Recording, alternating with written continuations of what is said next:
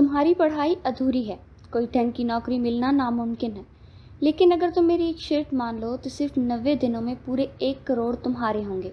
फारिस हाशमी के इस बेरहम लहजे में हया का पूरा वजूद कांप उठा। वो अपने बीमार मफलूज बाप और 2 मासूम बहनों के साथ एक खस्ता हाल बोसीदा से मकान में दिन गुजार रही थी, जहाँ अगले वक्त का चूल्हा जलना भी एक मोजज़ा होता था। इतनी बड़ी रकम वो अपने तड़पते हुए बाप का बेहतरीन इलाज करवा सकती थी और अपनी बहनों को एक बाइज़्ज़त ज़िंदगी दे सकती थी। फारिस हाशमी ने उसके इसी बेबसी का फ़ायदा उठाते हुए एक तहरीरी मुआहिदा सामने रखा। 3 महीने के लिए मुझसे दस्तावेज़ी शादी कर लो। जैसे ही वक्त पूरा होगा तुम्हें 1 करोड़ रुपए की रकम और तलाक के दस्तावेज़ात एक साथ मिल जाएंगे। हया के पास इनकार की कोई गुंजाइश नहीं थी। उसने रोते हुए ज़बरदस्ती के मुआहदे पर अपने दस्तखत किए। शुरू में तो फारिस हया से दूर और बेजार रहा, लेकिन एक तूफ़ानी रात जब बाहर तेज़ बारिश और आंधी का शोर था, फारिस अपनी तमाम तर सख्ती और हुदूद को भूलकर हया की ज़िंदगी का मुस्तकिल हिस्सा बन गया। 3 माह का वक्त पलक झपकते ही गुजर गया और हया अपनी इज्जत का सौदा करके मुआहदे के पैसे लेकर खामोशी से गायब हो गई।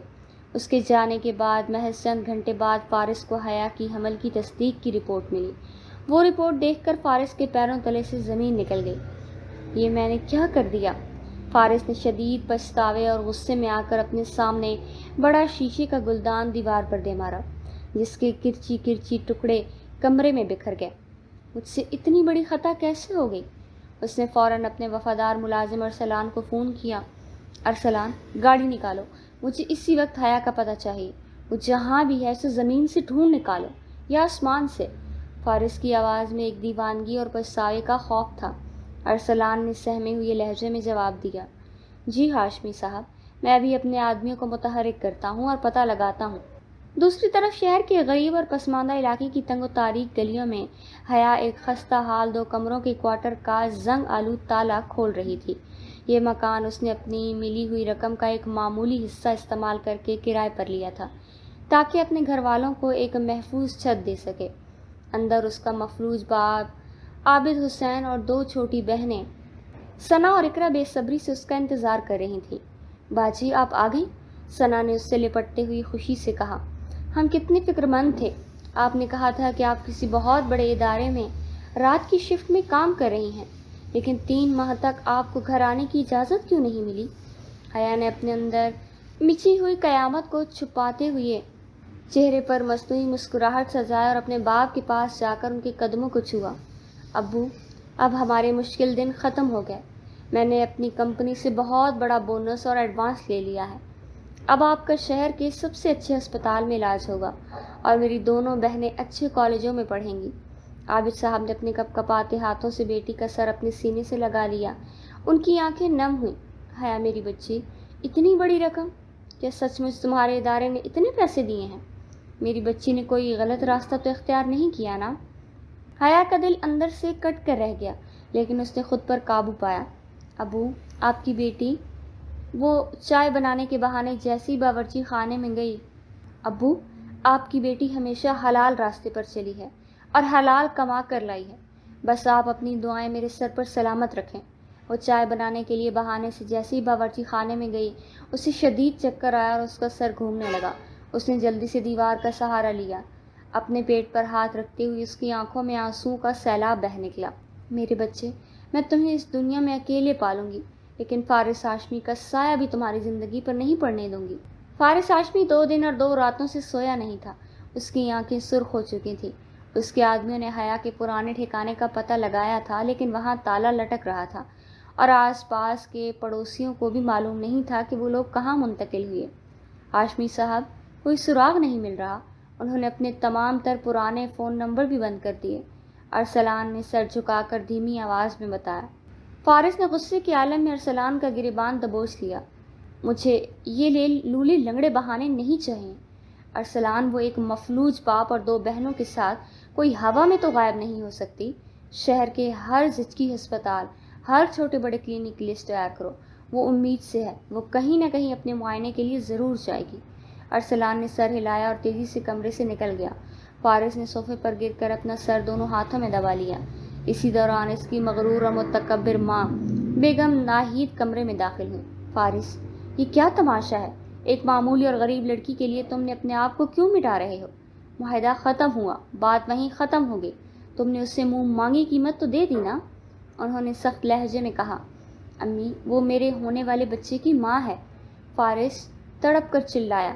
آپ کو صرف وہ پیسہ نظر آ رہا ہے؟ اس سے مجھے کبھی کچھ نہیں مانگا، میں نے اس کی غریبی کا تماشا بنا کر اسے مجبور کیا تھا۔ اب اگر اس معصوم کو کچھ ہو گیا تو میں خود کو جیتی جی مار دوں گا۔ بیگم ناہید کا چہرہ زرد پڑ گیا۔ کیا؟ وہ امید سے ہے، لیکن تم نے تو کہا تھا کہ تم دونوں کے درمیان ایسا کوئی تعلق۔ فارس نے بات کاٹتے ہوئے کہا، مجھ سے ایک رات بہت بڑی بھول ہو گئی امی، اب مجھے وہ اور میرا بچہ ہر قیمت پر واپس چاہیے۔ ایک ماہ کا عرصہ گزر گیا۔ حیا نے اپنے والد کا شہر کے ایک انتہائی مہنگے اور معروف اسپتال سے علاج کروایا تھا اور بہنوں کا داخلہ بھی اچھے تعلیمی اداروں میں کروا دیا تھا۔ محلے دار اور رشتہ دار جو پہلے انہیں دیکھ کر راستہ بدل لیتے تھے، اب ان کی چاپلوسی کرنے لگے تھے، کیونکہ اب ان کے پاس دولت تھی۔ یہی اس دنیا کا کڑوا سچ ہے۔ یہاں لوگ انسانوں کی نہیں، اس کی جیب کی عزت کرتے ہیں۔ ایک شام اقرا کچن میں برتن دھو رہی تھی جب اس نے دیکھا کہ حیا الماری کے خفیہ خانے میں دستاویزی جلدی سے چھپا رہی ہے۔ حیا کے کمرے سے نکلتے ہی اقرا نے تجسس کے تحت الماری کھولی تو اس کے ہاتھ میں ایک میڈیکل فائل آئی۔ جب اقرا نے وہ رپورٹ پڑھی تو وہ اس کے پیروں تلے سے زمین سے رک گئی۔ وہ فائل ہاتھ میں لیے سیدھا حیا کے کمرے میں داخل ہوئی۔ باجی، یہ سب کیا ہے؟ اقرا کی آواز کانپ رہی تھی۔ حیا نے جیسے ہی پیچھے مڑ کر دیکھا، اقرا کے ہاتھ میں اپنی میڈیکل رپورٹ دیکھ کر اس کے چہرے کا رنگ اڑ گیا۔ اقرا، وہ تم میرے کمرے میں کیا کر رہی ہو؟ اقرا نے روتے ہوئے پوچھا۔ باجی، آپ کی شادی کب ہوئی؟ اور اگر شادی ہوئی تھی تو آپ کا شوہر کہاں ہے؟ آپ تو کہہ رہی تھی کہ آپ نوکری کر رہی ہیں۔ یہ کس کا بچہ ہے؟ حیا نے اقرا کا ہاتھ پکڑ کر اسے بیڈ پر بٹھایا۔ اقرا، خدا کے لیے آہستہ بولو، ابو سن لیں گے تو ان کا کمزور دل یہ صدمہ برداشت نہیں کر پائے گا۔ اقرا نے اصرار کیا۔ تو سچ بتائیں باجی، یہ کس کا بچہ ہے؟ حیا نے بے بسی سے آنکھیں بند کی اور روتے ہوئے یہ سچ اگل دیا۔ یہ فارس ہاشمی کا بچہ ہے۔ میری شادی ہوئی تھی اس سے، لیکن وہ صرف 3 مہینے کا ایک سودا تھا۔ میں نے تم لوگوں کی خاطر اپنی عزت کی قربانی دی تھی۔ اب وہ وقت ختم ہو چکا، اس سے مجھے طلاق دے دی ہے۔ اقرا نے صدمے سے اپنے منہ پر ہاتھ رکھا۔ باجی، آپ نے ہمارے لیے اپنی زندگی تباہ کر لی۔ دونوں بہنیں ایک دوسرے سے گلے لگ کر زار و قطار رو پڑیں، لیکن وہ یہ نہیں جانتی تھی کہ کمرے کے دروازے کے پیچھے کھڑے عابد صاحب نے ان کی گفتگو کا ایک ایک لفظ سن لیا۔ ان کے کمزور ہاتھ سے پانی کا گلاس چھوٹ کر فرش پر گرا۔ وہ دل پر ہاتھ رکھتے رکھتے اور وہیں گر پڑے۔ ابو! حیا اور اقرا چیختی ہوئی باہر بھاگی۔ عابد صاحب کی حالت تشویشناک ہو رہی تھی، ان کی زبان لڑکھڑا رہی تھی۔ حیا، میری بچی، تو نے میرے علاج کے لیے اپنی پاکیزگی کا سودا کیا؟ عابد صاحب نے روتے ہوئے کہا۔ حیا نے تڑپ کر اپنے باپ کا سر اپنی گود میں رکھا۔ ابو، ہمارا باقاعدہ نکاح ہوا تھا، خدا گواہ ہے میں نے کوئی گناہ نہیں کیا، بس وہ رشتہ کچھ ہی وقت کا تھا۔ ثنا، جلدی کرو، باہر سے کوئی سواری لاؤ، ابو کو فوراً ہسپتال پہنچانا ہے۔ وہ لوگ جلدی سے عابد صاحب کو قریبی ہسپتال کے کارڈیک یونٹ کے لے کر پہنچے۔ ڈاکٹر نے حالت نازک دیکھ کر انہیں فوراً ایمرجنسی میں منتقل کر دیا۔ حیا ہسپتال کی راہداری میں کھڑی رو رو کر اپنے باپ کی زندگی کی دعائیں مانگ رہی تھی۔ اسی دوران ہسپتال کے مرکزی گیٹ پر 2 کالی قیمتی گاڑیاں آ کر رکیں۔ فارس ہاشمی پچھلے کئی دنوں سے ہسپتال کی انتظامیہ سے رابطے میں تھا، کیونکہ ارسلان نے پتہ لگا لیا تھا کہ عابد صاحب کا علاج اسی ہسپتال کے ایک بڑے دل کے ڈاکٹر سے کروایا جا رہا ہے۔ فارس جیسے ہی ہسپتال کے اندر داخل ہوا، اس کی نظر دور راہداری میں اکیلی روتی ہوئی حیا پر پڑی۔ اس کا دل دھڑکنا بھول گیا۔ حیا! فارس نے تڑپ کر حیا کو پکارا اور اس کی طرف بھاگا۔ حیا نے چونک کر دیکھا۔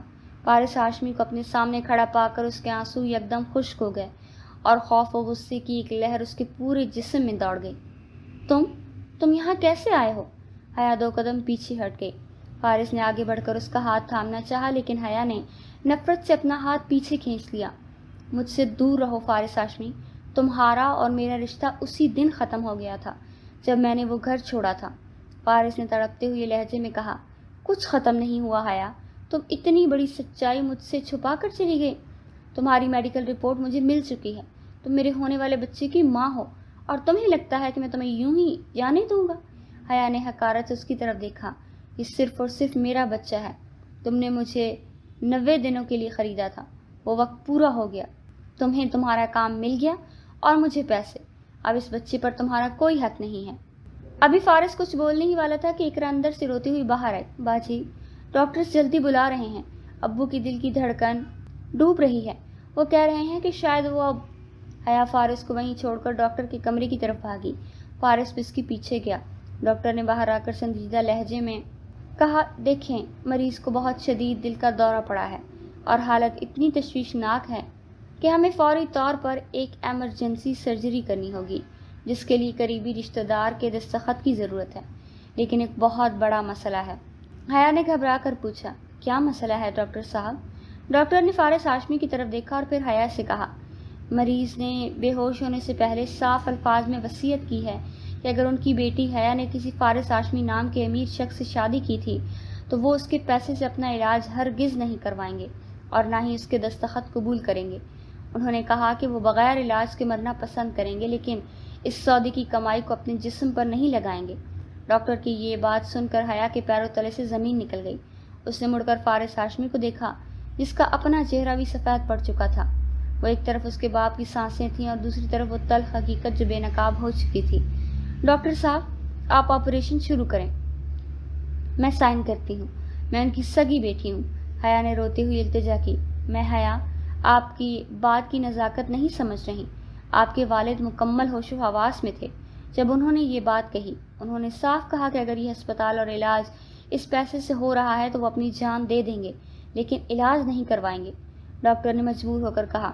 فارس آگے بڑھا، ڈاکٹر، میں فارس ہاشمی ہوں، اس ہسپتال کے بورڈ میں میرا بڑا حصہ ہے، آپ سرجری شروع کریں، اخراجات کا کوئی مسئلہ نہیں ہوگا، میں سب سنبھال لوں گا۔ ڈاکٹر نے سختی سے انکار کیا، ہاشمی صاحب، مسئلہ پیسے کا نہیں، مریض کا بلڈ پریشر اتنا زیادہ ہے کہ اگر ہم نے اس کی مرضی کے خلاف زبردستی کی تو وہ آپریشن کی میز پر ہی دم توڑ دیں گے، انہیں ذہنی اطمینان کی ضرورت ہے۔ ڈاکٹر کے جاتے ہی حیا کے نفرت سے فارس کو دیکھا، دیکھ لیا آپ نے، مل گیا سکون آپ کو، آپ کی اس دولت اور تکبر نے میرے ہنستے بستے خاندان کو اجاڑ کر رکھ دیا ہے، میرے ابو موت کے منہ میں جا رہے ہیں، فارس ہاشمی، اور میں کچھ نہیں کر پا رہی۔ فارس نے اس کا کندھا ہلایا، حیا، میری بات سنو، غصہ تھوکو اور عقل سے کام لو، تمہارے ابو کو لگ رہا ہے کہ تم نے کوئی گناہ کیا ہے، ہم ان کا یہ شک دور کرنا ہوگا۔ حیا نے تلخی سے ہنستے ہوئے کہا، شک؟ کیا یہ شک کی بات ہے؟ کیا آپ نے مجھے 3 مہینے کے لیے خریدا تھا؟ کیا یہ شک ہے کہ میں نے اپنے خاندان کے لیے اپنی عزت کا سودا کیا؟ ابو بالکل سچ کہہ رہے ہیں اور صحیح سمجھ رہے ہیں، اور یہی سچ اب ان کی جان لے رہا ہے۔ فارس کے پاس اس حقیقت کا کوئی جواب نہیں تھا، وہ خاموش ہو گیا، لیکن اس کی جھکی ہوئی آنکھیں گواہی دے رہی تھی کہ وہ اندر سے پچھتاوے کی ایک آگ میں جل رہا ہے۔ تھوڑی دیر بعد ڈاکٹر دوبارہ باہر آیا، مس حیا، آپ کے والد کو ہوش آیا ہے، وہ صرف آپ کو اور اس نوجوان کو اندر بلا رہے ہیں، لیکن یاد رہے انہیں بالکل بھی صدمہ نہیں پہنچنا چاہیے۔ حیا نے اپنے آنسو پونچھے اور اندر کی طرف بڑھی۔ فارس بھی خاموشی سے اس کے پیچھے چل دیا۔ ICU کے اندر عابد صاحب بیڈ پر لیٹے ہوئے تھے، ان کے چہرے پر آکسیجن ماسک لگا ہوا تھا اور مانیٹر مسلسل بیپ کر رہا تھا۔ جیسے ہی حیا قریب آئی، عابد صاحب نے نیموا آنکھوں سے انہیں دیکھا اور ماسک ہٹانے کی کوشش کی۔ ابو، آپ ماسک مت ہٹائیے، حیا نے ان کا ہاتھ پکڑ کر روتے ہوئے کہا۔ حیا، عابد صاحب کی آواز انتہائی دھیمی تھی، سچ بتا، جو اقرا کہہ رہی تھی کیا وہ سچ ہے؟ حیا کی زبان جیسے تالو سے چپک گئی۔ فارس نے دیکھا کہ حیا خاموش ہے تو وہ خود آگے بڑھا، انکل میری بات سنیں، فارس نے انتہائی عاجزی سے کہا۔ حیا نے کوئی غلط کام نہیں کیا، ہم دونوں کا باقاعدہ شرعی نکاح ہوا تھا، گواہوں کی موجودگی میں۔ عابد صاحب نے غصے سے فارس کو دیکھا، اگر نکاح ہوا تھا تو میری بیٹی 3 مہینے بعد طلاق کے کاغذات اور 1 کروڑ روپے لے کر کیوں لوٹی؟ وہ کون سا باعزت شوہر اپنی بیوی کو 3 مہینے بعد پیسے دے کر اور رخصت کرتا ہے؟ بولو۔ فارس کے پاس اس کا کوئی جواب نہیں تھا، لیکن عابد صاحب کی گرتی ہوئی حالت دیکھ کر وہ جھوٹ بولنے پر مجبور ہو گیا۔ انکل، وہ ایک بہت بڑی غلط فہمی تھی، ہم میاں بیوی میں کچھ جھگڑا ہو گیا تھا جس کی وجہ سے میں نے غصے میں یہ سب پاگل پن کیا، لیکن اب مجھے اپنی غلطی کا احساس ہو گیا ہے۔ حیا میرے بچے کی ماں بننے والی ہے، میں اسے کبھی خود سے دور نہیں کروں گا۔ عابد صاحب نے حیا کی طرف دیکھا، حیا تو بتا، کیا یہ سچ کہہ رہا ہے؟ حیا نے فارس کی طرف دیکھا، پھر اپنے باپ کی اکھڑتی سانسوں کو دیکھا۔ وہ جانتی تھی کہ اگر اس نے سچ بول دیا تو اس کے ابو اسی رات دم توڑ جائیں گے۔ اس نے اپنے دل پر پتھر رکھا۔ جی ابو، یہ سچ کہہ رہے ہیں، ہمارا جھگڑا ہوا تھا، اس لیے میں ناراض ہو کر گھر آ گئی۔ آپ پلیز اپنا علاج کروا دیں، مجھے آپ کی بہت ضرورت ہے۔ عابد صاحب نے ایک طویل سانس لیا، اس کے چہرے کا تناؤ تھوڑا کم ہوا۔ انہوں نے فارس کا ہاتھ پکڑا۔ ہاشمی صاحب، میری بیٹی نے ہمیشہ غریبی دیکھی ہے، لیکن وہ بہت غیرت مند ہے۔ اگر تم نے اس کے ساتھ دوبارہ کوئی تماشا کیا تو میں قبر میں بھی تمہیں معاف نہیں کروں گا۔ فارس نے وعدہ کیا۔ میں ایسا کچھ نہیں کروں گا انکل، آپ بس ٹھیک ہو جائیں۔ 4 گھنٹے کے طویل اور پیچیدہ آپریشن کے بعد ڈاکٹر نے باہر آ کر خوشخبری دی کہ آپریشن کامیاب رہا، لیکن اگلے 24 گھنٹے مریض کی بقا کے لیے بہت اہم ہیں۔ حیا نے سکھ کا سانس لیا اور وہیں ہسپتال کے بینچ پر بیٹھ گئی۔ اقرا اور ثنا بھی وہیں بیٹھی آنسو بہا رہی تھی۔ فارس کچھ فاصلے پر کھڑا مسلسل فون پر اپنے وکیل اور ارسلان سے ہدایات لے رہا تھا۔ تھوڑی دیر بعد وہ حیا کے پاس آیا۔ حیا، تمہارے ابو اب خطرے سے باہر ہیں، اب ہمیں اپنے مستقبل کے بارے میں بات کرنی چاہیے، فارس نے دھیمی آواز میں کہا۔ حیا نے سر اٹھا کر اسے دیکھا۔ اس کی آنکھوں میں اب کوئی ڈر نہیں تھا، صرف بے پناہ نفرت تھی۔ ہمارے درمیان بات کرنے کو اب کچھ نہیں بچا۔ میں نے صرف ابو کی جان بچانے کے لیے وہاں جھوٹ بولا تھا، اس کا یہ مطلب ہرگز نہیں کہ میں آپ کے پاس واپس آ رہی ہوں۔ فارس نے اسے یاد دلایا۔ لیکن تم نے اپنے ابو سے وعدہ کیا ہے، اگر انہیں پتہ چلا کہ تم میرے ساتھ نہیں رہ رہی تو وہ یہ صدمہ جھیل نہیں پائیں گے اور دوبارہ بیمار ہو جائیں گے۔ حیا نے غصے سے پوچھا، تو آپ کیا چاہتے ہیں، میں اس جھوٹے اور تماشے کے رشتے کو سچ مان لوں؟ فارس نے اپنی بات رکھی۔ میں چاہتا ہوں کہ تم میرے ساتھ واپس چلو، کم از کم تب تک جب تک ہمارا بچہ اس دنیا میں نہیں آ جاتا اور تمہارے ابو پوری طرح صحت یاب نہیں ہو جاتے۔ حیا نے طنزیہ ہنستے ہوئے کہا، اور اس کے بعد؟ اس کے بعد کیا؟ پھر سے طلاق اور کوئی نیا معاہدہ؟ فارس نے سنجیدگی سے کہا، نہیں، اب کی بار کوئی معاہدہ نہیں ہوگا۔ میں سچے دل سے تمہیں اپنے گھر کی عزت بنا کر لے جانا چاہتا ہوں۔ حیا کھڑی ہو گئی۔ فارس ہاشمی، آپ کی دولت نے مجھے ایک بار جھکنے پر مجبور کیا تھا، بار بار نہیں۔ میں ابو کے سامنے اداکاری کر لوں گی، لیکن آپ کی بیوی بن کر آپ کے گھر کبھی بھی قدم نہیں رکھوں گی۔ اگلے دن عابد صاحب کو مکمل ہوش آ گیا اور ان کی حالت پہلے سے کافی بہتر تھی۔ انہوں نے حیا کو اپنے پاس بلایا۔ حیا، داماد جی کہاں ہیں؟ انہوں نے پوچھا۔ وہ باہر ہیں ابو، کسی کام سے گئے ہیں۔ حیا نے بات ٹالنے کی کوشش کی۔ عابد صاحب نے اصرار کیا، انہیں اندر بلاؤ، میں ان سے کچھ کہنا چاہتا ہوں۔ حیا باہر آئی تو فارس وہیں راہداری میں کھڑا تھا۔ اس نے فارس کو اندر جانے کا اشارہ کیا۔ جب فارس اندر گیا تو عابد صاحب نے اسے اپنے قریب بٹھایا۔ ہاشمی صاحب، میں جانتا ہوں کہ آپ ایک بہت امیر آدمی ہیں اور ہم انتہائی غریب، لیکن میری بیٹی میری غیرت ہے۔ میں چاہتا ہوں کہ آپ ابھی اس ہسپتال کے کمرے میں ہم سب کے سامنے حیا کو دوبارہ اپنے ساتھ لے جانے کا اقرار کریں اور نکاح کی تجدید کریں، تاکہ میرے دل کا شک ہمیشہ کے لیے ختم ہو جائے۔ عابد صاحب نے ایسی شرط رکھ دی کہ جس کی امید نہ حیا کو تھی اور نہ ہی فارس کو۔ حیا نے گھبرا کر فارس کی طرف دیکھا۔ فارس نے ایک لمحے کے لیے گہرا سانس لیا اور پھر بولا، ٹھیک ہے انکل، اگر آپ کو اس سے دلی تسلی ملتی ہے تو میں آج ہی نکاح خواہاں کو یہاں بلا لیتا ہوں اور سب کے سامنے حیا سے دوبارہ نکاح کرتا ہوں۔ حیا کا دل دھک سے رہ گیا۔ وہ اپنے بیمار باپ کے سامنے فارس کو منع بھی نہیں کر سکتی تھی اور اس دلدل میں دوبارہ دھنسنا بھی نہیں چاہتی تھی۔ شام کو ہسپتال کے ایک چھوٹے سے کمرے میں نکاح خواہاں کو بلایا گیا۔ عابد صاحب، اقرا اور ثنا کی موجودگی میں نکاح کا وقت آیا۔ نکاح خواہاں نے فارس سے پوچھا کہ آپ کو حیا بنت عابد اتنے مہر کے عوض قبول ہے؟ فارس نے بغیر کسی ہچکچاہٹ کے کہا، قبول ہے۔ جب یہی سوال حیا سے پوچھا گیا تو اس کے حلق میں جیسے کانٹے چبھنے لگے۔ اس نے اپنے باپ کی طرف دیکھا جن کی آنکھوں میں جینے کی چمک اور امید تھی۔ اس نے اپنے پیٹ پر ہاتھ رکھا اور بند آنکھوں سے آنسو بہاتے ہوئے کہا، قبول ہے۔ نکاح مکمل ہو گیا، سب نے مبارکباد دی۔ فارس نے آگے بڑھ کر حیات کے سر پر شفقت سے ہاتھ رکھا، لیکن حیا نے اندر ہی اندر فیصلہ کر لیا تھا کہ وہ فارس ہاشمی کو اتنی آسانی سے اپنے دل میں جگہ نہیں دے گی۔ حیا نے اندر ہی اندر فیصلہ۔ 2 دن بعد عابد صاحب کو اسپتال سے چھٹی مل گئی۔ فارس انہیں خود اپنی گاڑی میں ان کے نئے گھر چھوڑنے آیا۔ جب سب لوگ اندر چلے گئے تو فارس نے حیا کا ہاتھ پکڑ لیا۔ اب چلو میرے ساتھ، تمہارا اپنا گھر تمہارا انتظار کر رہا ہے، فارس نے نرمی سے کہا۔ حیا نے جھٹکے سے اپنا ہاتھ چھڑا لیا۔ میں نے ابو کی خاطر نکاح کیا ہے، آپ کے گھر جانے کا کوئی وعدہ نہیں کیا۔ میں یہیں اپنی بہنوں اور باپ کے ساتھ رہوں گی۔ فارس نے پریشان ہو کر پوچھا، لیکن حیا، دنیا کیا کہے گی؟ اگر تمہارے ابو کو سچائی کا پتہ چل گیا تو؟ حیا نے سرد لہجے میں کہا، انہیں کچھ پتہ نہیں چلے گا، آپ کو بس روز یہاں چکر لگانا ہوگا اور ایک اچھے شوہر کا ناٹک کرنا ہوگا، جیسے میں ایک اچھی بیوی کا ناٹک کروں گی۔ اس سے زیادہ آپ کو مجھ سے کچھ بھی نہیں ملے گا۔ فارس نے اسے دیکھا، اسے اندازہ ہو گیا تھا کہ حیا کو دوبارہ جیتنا اب اتنا آسان نہیں ہوگا۔ ٹھیک ہے، اگر تم یہی چاہتی ہو تو یہی صحیح، لیکن میں روز آؤں گا۔ اگلے چند ہفتے اسی طرح گزرے۔ فارس روز شام کو حیا کے گھر آتا، عابد صاحب کے پاس بیٹھتا، ان کی دوائیاں لاتا اور اقرا اور ثنا سے پڑھائی کا پوچھتا۔ محلے میں سب یہی سمجھتے کہ فارس ایک بہت ہی مخلص اور امیر داماد ہے جو اپنی بیوی کے گھر والوں کا بہت خیال رکھتا ہے۔ ایک شام جب فارس واپس جانے لگا تو حیا نے اسے دروازے تک چھوڑنے آئی۔ باہر تیز بارش ہو رہی تھی، بالکل اسی رات کی طرح جب ان کے درمیان سب کچھ بدل گیا تھا۔ فارس دروازے پر رک گیا۔ حیا، اب تک یہ دوری رہے گی کیا؟ کیا تم مجھے سدھرنے کا ایک موقع بھی نہیں دو گی؟ حیا نے گرتے ہوئے پانی کو دیکھا۔